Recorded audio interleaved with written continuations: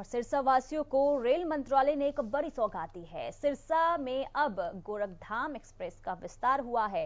सिरसा की सांसद सुनीता दुग्गल ने सिरसा के रेलवे स्टेशन पर गोरखधाम एक्सप्रेस को हरी झंडी दिखाकर रवाना किया। दरअसल इसके लिए सिरसा वासी लंबे समय से मांग कर रहे थे, जिनकी मांग आज पूरी हो गई है। वहीं इस दौरान सांसद सुनीता दुग्गल ने एक बार फिर विपक्ष पर निशाना साधा है। उन्होंने कहा है कि आज विपक्ष मुद्दा विहीन हो चुका है, जबकि हरियाणा में विकास की रफ्तार और तेज हो गई है। संत बाबा सरसाईनाथ की भूमि को आज एक बड़ा तोहफा रेलवे की मंत्रालय की तरफ से मिला है। सावन का पहला दिन है और आज गोरखपुर एक्सप्रेस जो चिरलंबित मांग थी सिरसा की सांसद सुनीता दुग्गल के प्रयासों से आज उसे सफलता मिल गई है और हरी झंडी दिखाकर स्वयं सुनीता दुग्गल हमारे साथ सांसद मौजूद हैं, उन्होंने हरी झंडी दिखाकर उसे रवाना भी किया है। हम कैसे किस प्रकार की आपको आज खुशी महसूस हो रही है? बहुत ज्यादा खुशी हो रही है, क्योंकि देखिए आप सांसद बन के पहली बार जब पार्लियामेंट में पहुंचते हैं और उसके बाद आप पहली बार जब पार्लियामेंट में बोलते हैं तो वो आपको ताउम्र याद रहता है कि आपने उस समय क्या बोला था। और मैंने जो मेरी सबसे पहली जो स्पीच थी, मेडन स्पीच थी, उसमें मैंने ये रिक्वेस्ट की थी कि जो गोरखधाम है वो हिसार में आकर रुक जाती है, उसका सिरसा तक जो है वो एक्सटेंशन होना चाहिए। और आज कामयाब हुए हैं हम उसमें, तो ये बहुत बड़ी सौगात हमारे सिरसा वासियों के लिए है।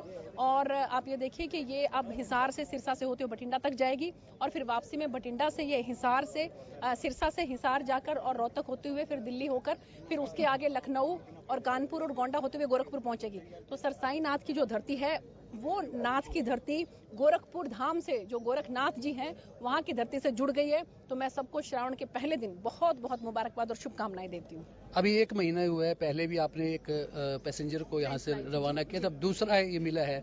तो आप क्या मानते हैं कि सिरसा के लिए और क्या क्या तोहफे आप लाने वाली हैं? देखिए, सिरसा के लिए ये तोहफे तभी आ पाएंगे जब सिरसा की जनता ज्यादा से ज्यादा जो है वो ट्रेन के अंदर सफर करेगी।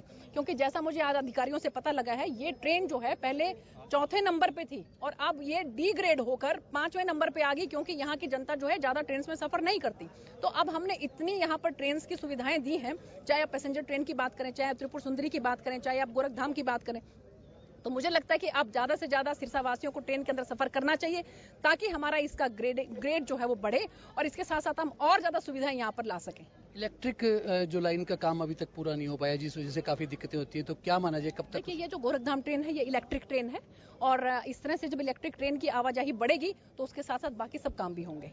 RUB और ORB कई तरह के अभी प्रोजेक्ट, RUB और ROB जो है उनके लिए भी हमने जो है माननीय मंत्री जी से बात की है। जो यहाँ पर एक समस्या थी उसके लिए भी माननीय मुख्यमंत्री जी पिछले दिनों ओढ़ा आए थे, तो उन्होंने भी इस बात को रखा है। तो मुझे लगता है बहुत जल्द यहाँ पर जो है कार्रवाई होगी RUB और ROB के लिए। विपक्ष के लगातार आरोप रहते हैं कि कभी हरियाणा कर्जे में डूब गया है, कभी सुरक्षित नहीं है हरियाणा, विधायक सुरक्षित नहीं है। आप क्या मानती हैं विधायकों की सुरक्षा? उनका काम है आरोप लगाना, विपक्ष का काम है वो आरोप लगाते रहे, हमारा काम है काम करना, हम अपना काम करते हैं जी। ये थी सांसद सुनीता दुग्गल और कह रही थी कि लगातार इस प्रकार के जो तोहफे हैं वो देने के प्रयास जारी रहेंगे। और साथ साथ उन्होंने यह भी कहा कि इस गोरखपुर एक्सप्रेस का सिरसा के साथ साथ आसपास के इलाके के लोगों को बड़ा लाभ मिलने जा रहा है। कैमरामैन विकास के साथ अमित तिवारी, हरियाणा न्यूज, सिरसा।